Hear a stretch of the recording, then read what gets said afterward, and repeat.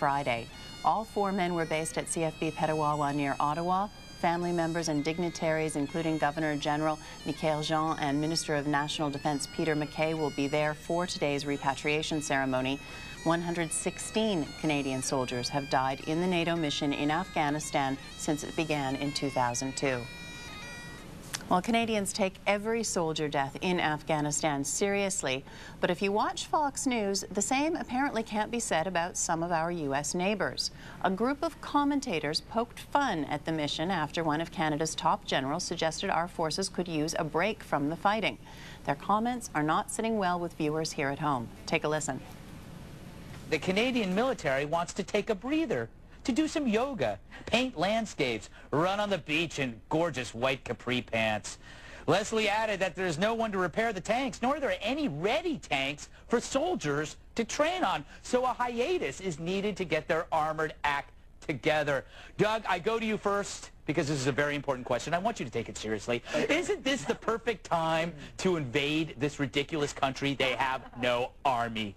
I didn't even know that they were in the war. I thought that's where you go if you don't want to fight. Exactly. Go chill in Canada. So exactly. I guess that'll be their tourism. You know, that'll be their selling point. We're not in the war for a year. Exactly. Come on by while we nap. Exactly. It's amazing. I don't know any country that's done this. Bill, would Canada be able to get away with this if they didn't share a border with the most powerful country in the universe? No, they probably wouldn't. And, I mean, does this surprise any of us? I mean... It surprises me. Well, you're stupid. No need for that, kind sir. We have police officers, and they have Mounties. Our cops ride heavily armored cars. They ride horses. We have bulletproof vests. They have wonderful little red jackets that can be seen a mile away. This is not a smart culture, Greg.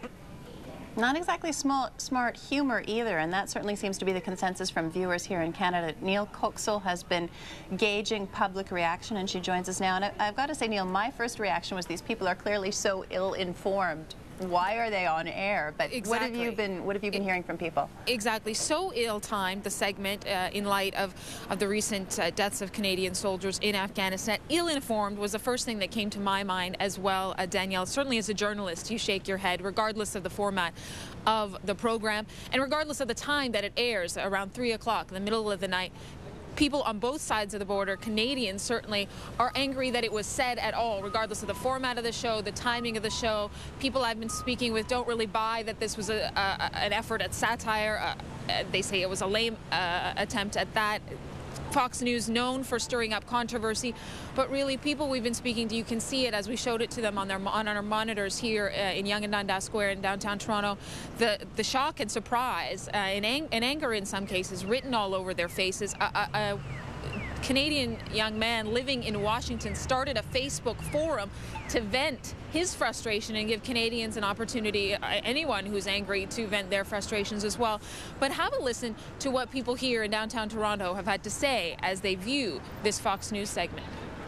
It's ridiculous and doesn't give any context to why Canadian troops might be coming out, and it's such a derogatory turn towards Canada. That's really unbelievable.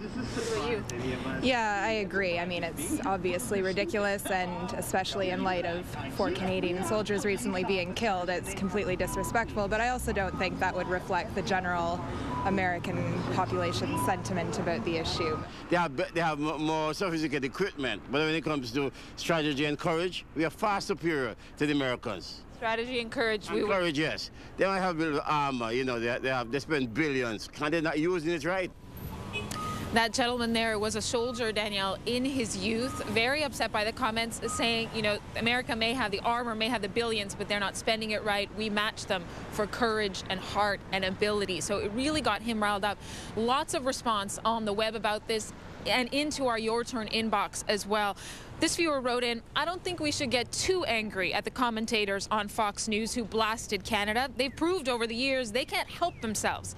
It's ironic that one of the most intelligent voices on Fox is that of Homer Simpson. That's from Christian in Toronto. David Keating wrote in, "It's unfortunate that at a time when people like President Obama are attempting to rehabilitate America's image, people like these go on air and reinforce all the negatives that have made Americans despised around the world. Let's hope that those with better sense will see this as an opportunity to demonstrate that times have changed."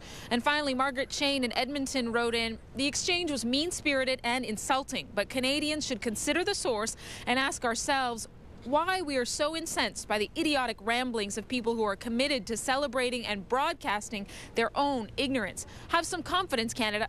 Honestly, why do we care what they think?" So great response from our viewers this morning.